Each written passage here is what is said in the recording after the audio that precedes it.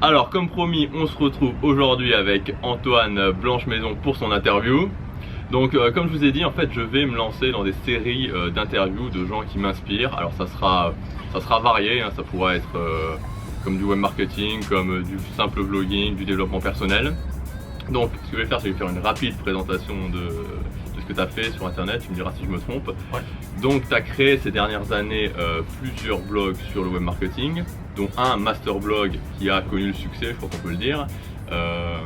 Moi, en tout cas c'est là que je t'ai connu et tu avais quand même une bonne audience. Ouais. Et l'année dernière tu as pris deux décisions assez radicales. La première, tu as décidé d'arrêter tes études pour vivre entièrement de ton business. C'est ça. Et la deuxième, c'est de passer complètement sur YouTube, c'est-à-dire d'arrêter complètement le format texte et de te Absolument. lancer à corps perdu sur YouTube. Alors la première question que je voudrais te poser, c'est on entend beaucoup de promesses dans le domaine du web marketing. Au jour d'aujourd'hui, si en 2016, début 2016, je veux lancer mon business, je veux gagner ma vie avec mon blog ou peu importe, est-ce que tu penses que c'est envisageable en un an, donc de début 2016 à fin 2016, de générer un chiffre d'affaires de 1000 € par mois en partant de zéro, c'est-à-dire sans aucune audience, sans rien du tout? Oui, absolument. Je pense que c'est tout à fait faisable en un an. Ce qu'il y a, c'est qu'il faut. Il y a deux erreurs à ne pas faire en fait. Il y a beaucoup de gens qui se lancent sur le web marketing et qui veulent copier ce que font les gens qui réussissent. Mais vraiment calquer, c'est-à-dire faire la même thématique, la même chose, le même type d'article. Et c'est tout ce qu'on a fait en débutant. Moi, je sais, quand j'ai débuté sur mon blog, j'ai copié déjà des gros blogueurs qui marchaient, j'ai fait des articles qui parlaient de la même chose alors que j'y connaissais rien. L'idée, c'est de trouver votre truc. Trouver un truc où vous ne pouvez pas avoir de concurrent parce que vous êtes unique dans ce domaine. Donc l'idée, c'est à la fois de prendre ce qu'on appelle une niche, c'est-à-dire une sous-thématique très ciblée, vous allez avoir peu de concurrents, et de montrer votre personnalité, d'avoir votre style, de manière à éliminer totalement les concurrents, c'est-à-dire que les gens vont vous suivre pour vous et pas pour votre business et pas pour forcément votre thématique, mais vraiment vous suivre pour vous.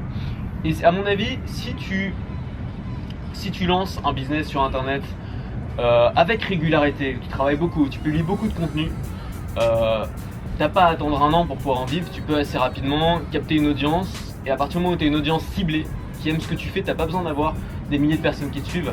À partir du moment où tu as à peu près, on va dire, entre 500 et 1000 personnes qui suivent ce que tu fais au quotidien, tu peux tirer un revenu de moins 1000 € par mois. On parlait il y a quelques jours, enfin une semaine ou deux sur Skype, de la courbe du succès sur internet, donc qui était très linéaire et puis d'un coup ça décollait. C'est exponentiel. Ouais, exponentiel, donc on fournit beaucoup d'efforts, Exactement. en n'ayant quasiment Exactement. aucun résultat, et au bout d'un moment voilà, on prend vraiment les vents pour nous élever. Exactement. Et donc cette traversée du désert, en quelque sorte, comment tu pourrais conseiller aux gens, parce que c'est là finalement où on va perdre 90-95% des gens qui vont se démotiver, abandonner. Ouais. Quel conseil tu pourrais donner justement pour la vivre, ce moment où on fait énormément d'efforts et on a très peu de résultats? Pourquoi la plupart des gens échouent? La plupart des gens échouent parce que ils commencent en s'inspirant de quelqu'un qui a réussi, comme on l'a dit, et en s'attendant à avoir du succès rapidement. Et en s'attendant à gagner de l'argent notamment rapidement. Et la plupart des gens échouent parce qu'ils s'attendent à pouvoir avoir des résultats au bout de 1 mois, 2 mois, 3 mois. Or, si on se lance sur internet en faisant du contenu et avec l'optique derrière de vendre des choses, 3 mois ça suffit pas. Il faut du temps, et pendant ce temps, c'est là qu'il faut fournir le plus gros effort. Il faut travailler beaucoup, il faut produire beaucoup de contenu. Et en fait, il faut faire comme si on avait une grosse audience, même si on n'en a pas. Ça, c'est une petite astuce que toi d'ailleurs tu fais plutôt bien d'ailleurs, je trouve. Sur ton je dis pas que t'as pas d'audience. Non, je dis qu'il faut faire comme si on était déjà au top, ouais. même si on l'est pas. Faut se mettre dans les chaussures d'un mec, enfin faut se mettre dans les pompes du gars qui a déjà atteint notre objectif.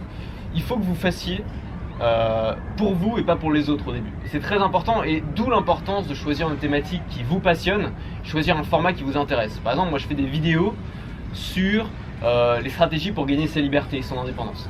C'est une thématique qui moi me passionne parce que c'est ce que j'ai toujours voulu faire dans la vie, et c'est un format que j'adore. Faire des vidéos, tourner, monter des vidéos, faire ce travail créatif, c'est quelque chose que j'adore.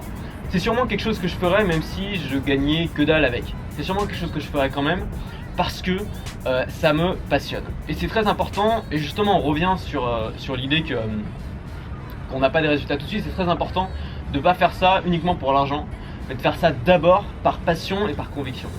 Il y a énormément de gens qui se lancent sur YouTube qui imaginent même pas un jour gagner de l'argent. Mais ils le font parce qu'ils ont juste envie de faire des vidéos, parce qu'ils ont envie d'avoir une audience, parce que ça les fait kiffer.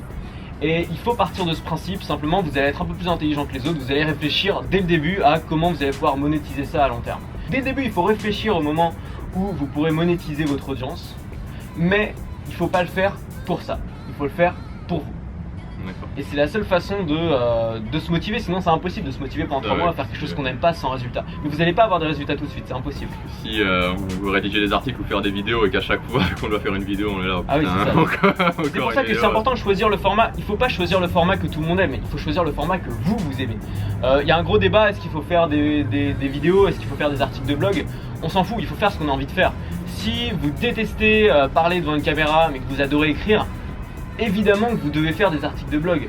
Même s'il y a peut-être moins de gens qui lisent des articles de blog que de gens qui regardent des vidéos, tant mieux, vous allez avoir moins de concurrence et en même temps, si c'est là où vous êtes le meilleur, vous allez pouvoir le faire et c'est là que vous allez faire du bon contenu. Ce qui est important, c'est pas le format, c'est la qualité du contenu.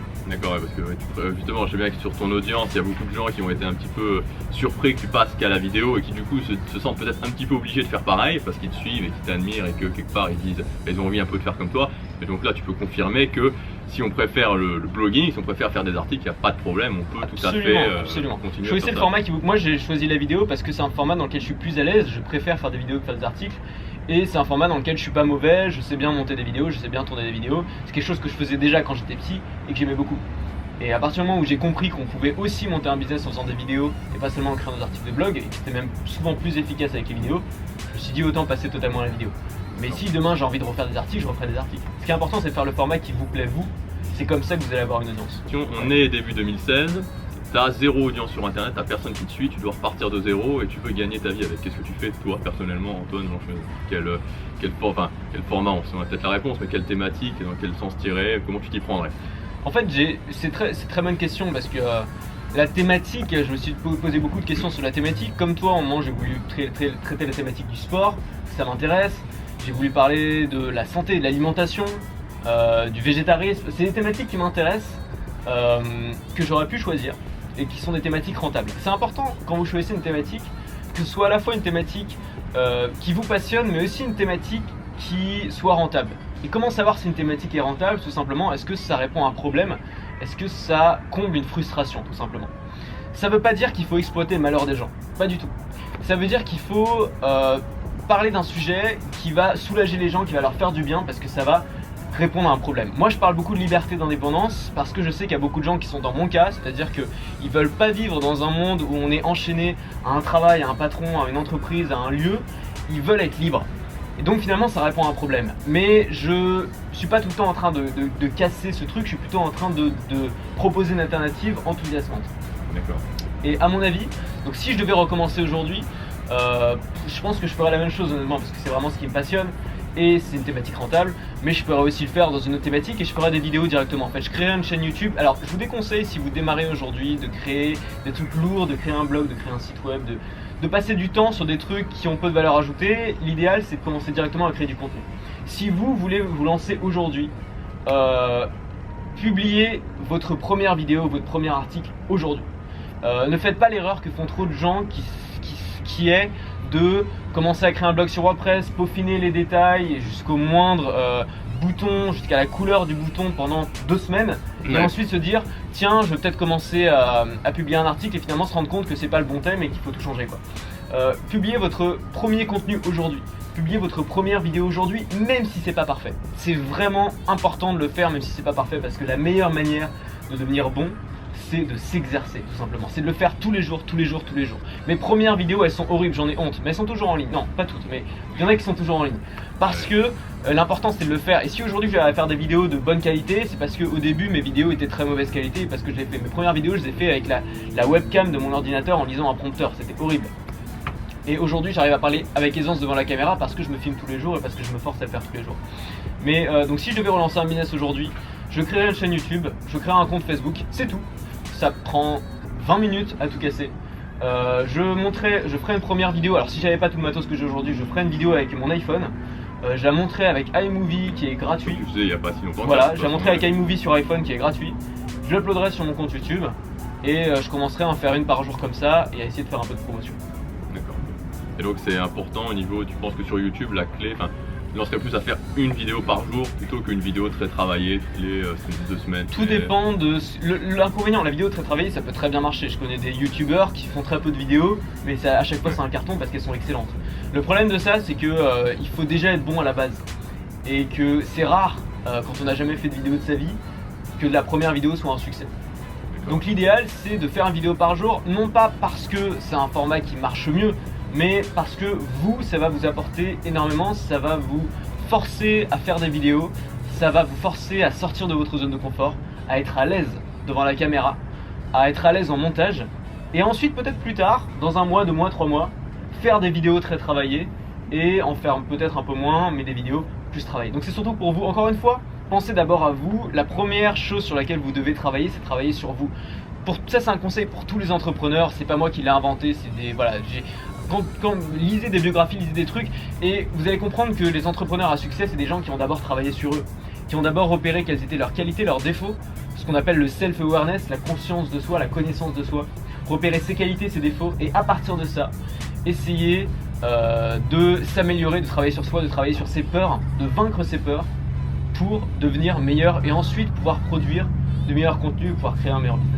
J'ai vu dans un de tes vlogs il y a 2-3 jours où tu parlais du fait d'éventuellement retourner à l'école, dans ta grande école de commerce, si jamais l'année prochaine, tu pensais. Ouais. Donc là maintenant actuellement tu gagnes ta vie avec ton business. Ouais. Est-ce que tu envisages sérieusement de lâcher ce lifestyle là et est-ce que dans ta tête c'est non ou dans ta tête c'est une éventualité? Si tu veux, en fait, j'ai eu un bachelor en école de commerce, donc 3 ans d'école de commerce, j'ai eu mon bachelor. Et j'ai fait ce qu'on appelle une année de césure, ça veut dire que j'ai réservé ma place pour l'année suivante, j'ai payé un acompte. Et pendant 1 an, je fais ce que je veux et je peux revenir l'année suivante, je peux revenir l'année prochaine. Ce que j'ai dit à mes parents, c'était que je faisais un test sur une année et qu'ensuite je revenais et je faisais mes études. Mais je pense qu'ils ont bien compris, et moi aussi j'ai bien compris, que c'était uniquement dans le cas où ce que je ferais marcherait moyen, où ça se cassait un peu la gueule et où je perdais confiance en ce que je faisais. Mais si mon business fonctionne, si je vois de belles perspectives d'avenir, et si j'adore ce que je fais et si j'y crois, je reviendrai pas à l'école et je continuerai à faire ce que j'ai à faire, simplement parce que j'ai rien contre les études. Je dis pas qu'il faut pas faire d'études, mais dans mon cas particulier, ça sert à rien, parce que je me connais, je sais que je vais tout faire pour ne jamais avoir à travailler pour un patron, parce que je déteste ça. Je vais tout faire pour me débrouiller, pour être toujours indépendant. Et finalement, j'apprends beaucoup plus en faisant ce que je fais aujourd'hui qu'en allant à l'école, tout simplement. D'accord. Et dernière question, vu que maintenant, voilà, donc ton objectif de base est rempli, on va dire, en tout cas, voilà, en cours de stabilisation, quel est ton grand projet? Voilà. C'est quoi ton grand projet pour cette année, ton grand objectif, le truc qui te fait rêver, enfin, voilà, qui inspire, C'est une très bonne question. Peut-être un autre petit message qu'on peut faire passer aux gens qui nous regardent, c'est vraiment cool d'avoir un objectif à long terme, ouais. Même si vous ne l'atteignez pas. Vous voyez, j'ai un exemple, Gary Vaynerchuk, c'est un entrepreneur américain qui fait des podcasts sur les médias sociaux, qui est hyper inspirant. Si vous parlez un peu anglais, je vous conseille d'aller voir ce qu'il fait, on mettra le lien dans la description peut-être. Gary Vaynerchuk. Et son grand projet, c'est d'acheter un jour les Jets. C'est une équipe, alors je sais pas de quel sport, mais c'est une équipe dont il est fan en gros. Et donc son projet, c'est gagner suffisamment d'argent pour pouvoir acheter. Alors il sait qu'il y arrivera sûrement jamais, mais il en parle tout le temps et en fait, ça lui donne un but dans la vie, ça lui donne de l'énergie. Donc avoir un grand projet, un grand objectif, ça peut vous donner de l'énergie. Mon objectif à court terme, je l'ai à peu près atteint, tu vois, mais le but c'est de le stabiliser. C'est de vivre de ma passion et de pouvoir voyager, et de libérer toutes les contraintes en fait, de faire vraiment que ce que j'aime et de consacrer mon temps uniquement à ce que j'aime. Donc mon objectif à long terme, c'est d'avoir 100 000 abonnés sur YouTube. D'accord. Je sais pas du tout quand est-ce que j'atteindrai, je suis pas fixé de date limite, je sais pas si j'atteindrai un jour, mais l'idée en fait c'est juste de pouvoir continuer à parler de ce que j'aime, pouvoir continuer à vendre. C'est très difficile de vendre sur YouTube parce que c'est pas la culture de YouTube, est pas habituée à ça. Est pas habitué au fait de faire du commerce sur YouTube, au fait de vendre. C'est un milieu un petit peu anti-système YouTube souvent. Les youtubeurs en tout cas se disent souvent anti-système. Moi je me dis absolument pas anti-système. Moi j'accepte le fait de vouloir vivre, j'assume le fait de vouloir vivre de ce que je fais. Je le dis cash aux gens qui me suivent. Et mon objectif est d'avoir 100 000 abonnés, mais des abonnés qui sont pas venus par hasard, qui ont vu mes vidéos, qui ont apprécié mon contenu, qui apprécient ce que je fais, qui sont dans le même état d'esprit que moi, qui ont la même ambition que moi. Et si j'arrive à avoir 100 000 abonnés qualifiés un jour sur ma chaîne YouTube, je considérerais que ce sera vraiment une réussite. Pour moi en tout cas, voilà, c'est mon objectif à long terme. Ok. Ok, super, bah écoute, merci vraiment de m'avoir accordé cette interview, ça Merci me fait beaucoup plaisir. Gabriel, moi j'adore ce que tu fais aussi, je trouve que tu te bouges, tu fais des bonnes vidéos, tu sais aussi changer totalement de cap, te remettre en question. Il y a beaucoup de gens quand ils ont démarré un petit business, ça commence à marcher, qui s'accrochent à ce qu'ils ont et qui osent rien changer.